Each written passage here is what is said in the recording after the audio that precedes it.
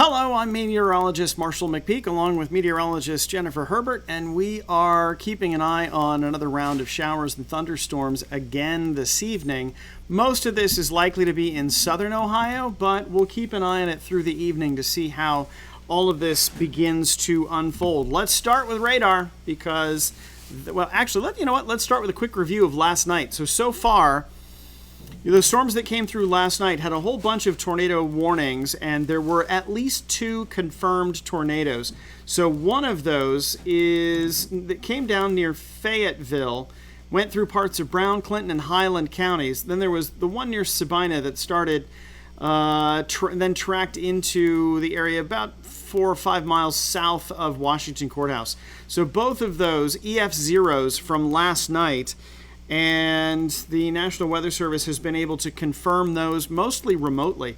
They didn't even have to send out the survey crews because they had enough evidence of what was going on, both because they had video and pictures, and they could see what was on the radar. So that was helpful in being able to determine what they had there. Here's where we are right now. Showers and thunderstorms across a lot of the Ohio River Valley and down into the mid-Mississippi River Valley.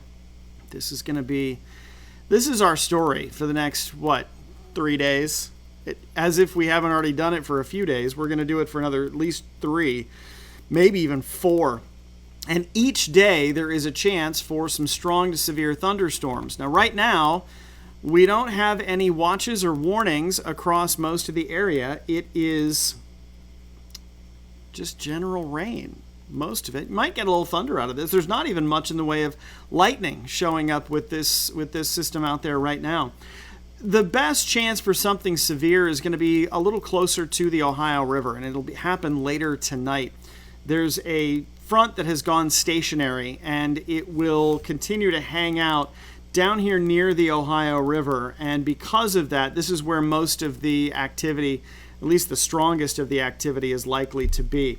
So, while we may get some thunder, some lightning, even some downpours here in Columbus, a lot of this is going to be focused in southern Ohio for the night tonight. We've got some pretty good rain coming down across a lot of the metro area.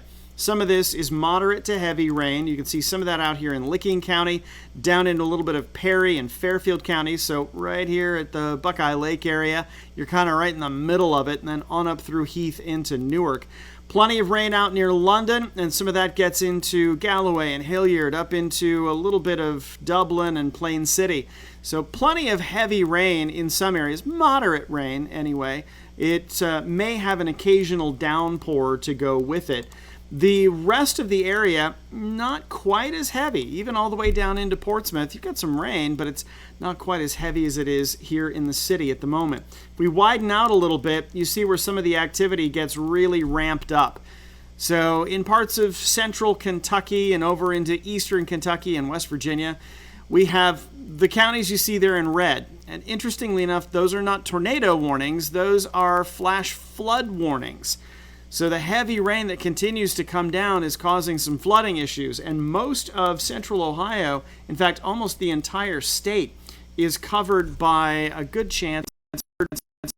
The entire state is a good chance. The entire state is a good chance. Why did everything freeze? There we go. Now we're up and running again. Looks like maybe it was just my monitor. So near Louisville, you can see all of this with the lightning and plenty of thunder and some downpours. All of that is going to continue happening. Okay, Jen's going to run upstairs real quick. So this is all going to keep going through the night tonight, and that's why we're going to continue to monitor it. It doesn't look as severe as it did last night. Honestly, that is some really good news. To nerd out on you for a moment, so one of the things that we look for in all of this is what's called instability. So that's when the air wants to rise. So what happens is you get warm, humid air that wants to rise, and then you give it a swift kick in the backside, and off it goes. So sometimes it'll stay in place until it gets a lifting mechanism or something that'll give it that kick. So when that happens and it's already itching to rise, it rises fast. Kind of like a balloon, if you hold it under the water in the pool, right? The balloon wants to just shoot straight up. the same thing happens in the atmosphere. So with a bunch of instability, like we had last night, we get some very strong storms because the air wants to rise. Tonight, we are relatively stable, which is fantastic news because it means that even though we can get some storms, they're less likely to have the kind of ingredients they need to become severe. But we still are going to keep an eye on all of this because you're likely to also still see some downpours, and that is going to contribute to the issue. Here's what it looks like hour by hour. Let's walk through some of this. So as we go through the rest of tonight, some showers, maybe a little bit of thunder. You get to midnight, here we go. We've got another chance for some of these storms to redevelop, and some of this, downpours, gusty winds, not going to rule out the chance for a quick spin up, but it's less likely tonight than it was last night. Never say never. You know, that's kind of the way the weather game goes, right? Never say never. It can still happen. But the chances are lower for us tonight. Then that moves off to the east, and we actually quiet down a little bit by the time we get to the morning commute. So let's walk through Friday, because we've got another alert on Friday. Your morning looks pretty good. You can see that we have some generally just quiet conditions. It's some on and off showers, but nothing really amazing. Even into the afternoon, we see some scattered showers and a few thunderstorms develop, but these are not likely to be severe. They're going to go racing past us, a lot of it coming through northern Ohio and then moving off to the northeast. Then, and this is where things start to change. This is where it gets a little dicey again. So we get into Friday night. You get to midnight, and here we go again. So each time we've done this week, so we did some on Sunday, we did a little more of this on Monday, we did some last night. Each time we do this, it gets a little bit later, and that's the case with this one too. So we're looking at this Friday night into Saturday that looks like it's probably going to end up being another overnight event. So some of these thunderstorms can get pretty strong, say 3, 4 o'clock in the morning.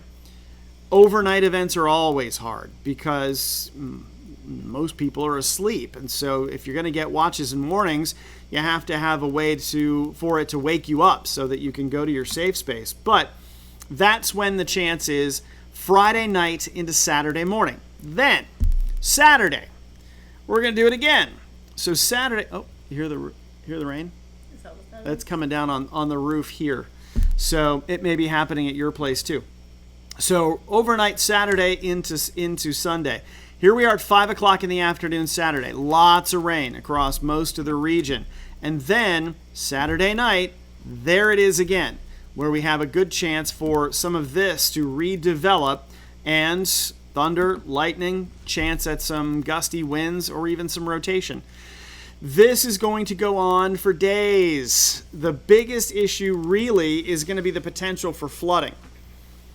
The rain just keeps coming down. I mean, it's happening as we speak, right? So there is a significant chance of some runoff that becomes floodwater. The rivers and streams are going to come up pretty quickly. The ground is saturated already because it's been raining for days, right? So the ground usually would try to absorb a lot of that rainwater, and some of it would run off. In this case, everything's already saturated. So, you know, if you have a water bottle and it's full, you're not going to put anything in there. It's just going to run out. Well, the same thing is going to happen in the soil. It's full, so the water runs off, and that's when we end up with the potential for some widespread flooding. So this is a significant issue between now and Sunday. Lots of water is likely to come down. Hail is possible with all of these storms. We've already seen a few instances where it's been 1 inch or bigger, and not going to rule out the potential for some tornadoes. So we've had several already this week. What do we have? We had 3 Sunday night. Was it 4? It was 4 Sunday night. I think so, 4, and then Yeah. 2 that we know And then 2 from last night. So we're at least 6 in central and southern Ohio. Look at the rainfall projections. And this is ridiculous. I don't know if anyone's watching from Hocking River at Enterprise, but they are expecting some moderate flooding come Sunday So, and around that river. Jen's looking at some of the flooding numbers. So the Hocking River. It's a lot along the Hocking, actually. Yeah. North and south of Columbus. The Hocking and the Scioto are likely to really come up. The Scioto, some of it's Already in flooding? not in flooding, but like take action phase, Okay. whatever that is, and then but moderate. Doesn't look like. Looks like some areas north could end up seeing some major flooding, but that happens. The Ohio River is also collecting all of this, and the Ohio is expected to crest by Sunday with some moderate flooding in the Cincinnati area. So this is all of the rivers and streams are going to come up. So the Hocking, the Muskingum, the Scioto. You know in your neighborhood where the usual suspects are, right? Where things often flood. So that's where it'll start, and it may be higher than usual because of all of this. And we're going to keep saying over and over, turn around, don't drown, because you can end up in a quickly changing situation when some of this high water comes up. Everything you see in green here is part of the flood watch. There are some flood warnings for parts of Vinton and Jackson counties, down into Meigs County a little bit here. So this is where you're going to find some high water already, but the rest of the state is under a flood watch until at least Sunday morning, and that might even carry on into early next week. By the time we get to late night Friday night, we have this chance for isolated severe thunderstorms across a lot of central, western, and southern Ohio. Another day to stay weather aware. Now, the good news is that the chance of tornadoes is lower, but the gusty winds and the hail, so straight line winds and hail, are still a pretty good bet. And that's not the end of it then either, because we still have the opportunity for more of that to continue on Saturday. This is where things are really going to ramp up again. So Saturday night into Sunday morning, we're likely to see that happening again. Let's talk real quick about things to just be ready for, right? So I know that we've talked about this before, but it doesn't hurt to repeat it. Watches and warnings. There's a big difference. So watches mean that the conditions are favorable. We've got all the ingredients we need. When it's a warning, that means it's happening right now. Take action, take cover.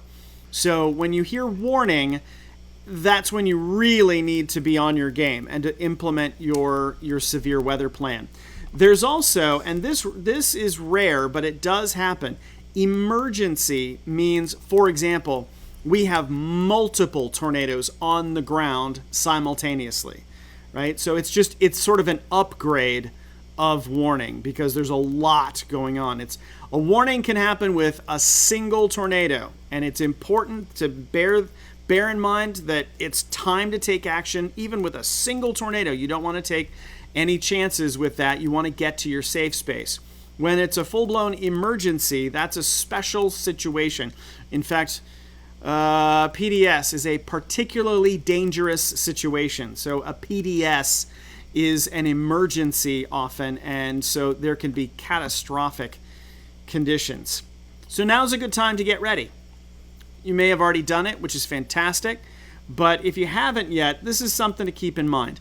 Just have a kit ready to go, and wherever your safe space is, wherever your shelter is, wherever you plan to go during the storm, put it all in a bin and put it there so that it's ready to go. When you're down in your shelter, you'll be ready to, you'll have access to this. So that's going to be a first aid kit, because you kind of have to plan for the worst and hope for the best, right? So you hope that nobody gets hurt, but it's important to have a first aid kit because first responders it may take time for them to get to you because they may be stuck themselves depending on how bad the situation is. So it may take time. So you need to be planning to be self-sufficient for at least a little while after one of these storms comes through. So a first aid kit is going to be really important. There may be a lot of debris in the air because if the house has been hit by a tornado, there may be debris flying around and some of the dust may be an issue, and that's why having a mask in the mix is a good idea because you don't want to breathe some of that in. Have a flashlight because maybe the batteries in your phone aren't charged the way they should be, right? It may not be enough. So you want to have a flashlight as a backup, but you want to make sure you've got extra batteries to go with that. Canned food, because in case you have to be on your own for a little while, some canned food, and don't forget the can opener to go with it so that you can get to it. You know, can you imagine how frustrating it would be to know that you've got a whole supply of food ready to go, but you can't get to it because it's in a can? So make sure you've got the can opener. A whistle is really important in this process. And the reason for that is that if the power is out, and let's say your phone is also out, you don't have a way to call for help. As first responders arrive, you can use that whistle to get their attention. So if, heaven forbid, there is debris and you're trapped in your safe space, you can use that whistle to get their attention, and hopefully they'll be able to hear you and get to you faster.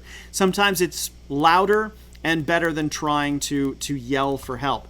Water is important. You want to have a gallon of water per person per day. So I know that sounds like a lot, but it's really important to have that in your kit.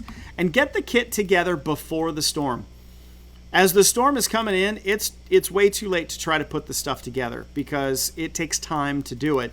And, you know, when we're really stressed out, like if you think that there is a tornado coming, we may not be in our most thoughtful frame of mind, right? Because we're kind of in a panic at that point. So the more of this stuff you can get done ahead of time, the better things are going to be. Some of it seems pretty straightforward, like put the car in the garage. If you have one, you can put the car in the garage and hopefully protect it from hail or anything that's blowing around in the wind. Outdoor furniture, and we're getting into that season where folks have put a lot of furniture outside for, you know, patios and that sort of thing.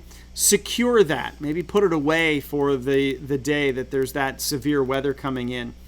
Please bring your pets inside, because we see this happen a lot, where the animals get left outside and they're left to fend for themselves, and they don't know what to do. They don't know why things have gone haywire. If you can bring them in and protect them as much as the rest of your family, that's a really good idea. So bring them inside. And if you've got a mobile phone, charge that so that it's got power and it'll last as long as possible. If you've got a backup battery, so much the better. But with that, you'll be able to watch us or call somebody to make sure that things are in the clear after the storm is over. And yeah, we'll go ahead and we'll say get the Ohio Weather app, because it actually, I know it sounds completely self-serving, and I guess you're right, in a way it kind of is, but at the same time, it is a really good tool. We use it ourselves because it will send you the alerts, and you can tailor it to your county. Just as Jen likes to point out, which is absolutely true, make sure you turn the volume up, because and on. And on, yeah. So go into the settings of the app, not just your phone, but the settings on the app, and tell it that notifications. Did you hear that come in? So yes, so that notifications will come through and alert you as watches and warnings come in. So Kelly, we've actually posted this list before, but we can do it again so that you've got a copy of this. It is important to do a lot of these kind of things ahead of time. All right, here's where we are for tonight. We're going to be monitoring some showers and thunderstorms. A lot of this is going to be for southern Ohio, but we may get a little of that in Columbus as well. Some occasional downpours are possible. And then tomorrow, showers and storms during the day. It'll be an alert day because we've got another round of potential storms Friday night into Saturday. So with that, we're going to stay weather aware again. And then we'll do it again on Saturday because it's a pattern now, right? So Saturday, showers and storms during the day. Another chance of strong storms later on. A very warm high around 72 degrees. After that, we're still dealing with the rain on Sunday. And Sunday is going to be where it all sort of begins to taper down and things begin to quiet down a little bit so that the rain comes to an end by Monday morning and we start at least a chance of drying out by Monday, Tuesday, and Wednesday before some more rain comes in on Thursday. So that's what's going on. It is wet, windy, kind of raw outside. But right now, the chances for severe weather are mainly in southern Ohio, and they'll be later tonight. So with all of that, we can just sort of plan ahead and know that there's more coming. Ashley wants to know, did we say the Hocking River Enterprise on the rise and cause a good bit of flooding? Yes. And the Hocking River is not going to be the only one. In fact, all of the rivers in the area are likely to be on the rise. Something, yeah. This one what you got? Like it reaches. Which one are we talking about? This is Hocking at Enterprise. So the Hocking River at Enterprise. Sunday by Yep. 8 p.m. You're looking at some minor to So moderate flooding. by Sunday, minor to moderate flooding. The same thing is true along the Scioto, and it looked like the Ohio is also going to be at crest at Cincinnati by Sunday afternoon and evening. So this is all still running off, and it takes a while. I mean, Imagine it's like getting an inch or more of rain a day. Yeah. Until this is over, essentially. Yeah. Or in some cases 2 inches a day. Right. But as that all runs off, it doesn't happen instantly. It takes a little time. So, I mean, you know what a map looks like with the rivers and streams, right? It's all the little tributaries and all the little capillaries, and all those are sort of branched out into the world, and then they all come together at the main junctions of the river, and it all begins to run downstream. So that is part of what's happening out there now, and part of the reason why we're seeing some of these numbers coming up a little bit. If you've got the map up, check the Scioto right now in Circleville. See what that looks like, because that's one of the, you get down toward, 104 in Ross County, you get down near Masseyville, you get the flooding there. Prospect and LaRue in Marion County. Some of these are just, you see the flooding in these places a lot. Sometimes it feels like LaRue floods every time it sprinkles, right? So you know where those usual spots are. Make sure that that you're prepared. Right now, minor to moderate, somewhere along that line. We could be in some minor flooding as soon as tomorrow afternoon. The Scioto River is already starting to flood a little bit, and you're going to see some, the Indian Road on the north side of town. You get up there into some of that area where on 23 you see some of the flooding there. So watch for those. It's all the usual suspects. Yeah. So that's why we're being prepared for all of this. All right, we'll post that list again so that you've got a list of things to prepare for. It's kind of helpful, and we'll keep an eye on this for the night tonight. So be safe. Have a good night. And we're going to track this tonight and for the next several nights. Be safe. Bye.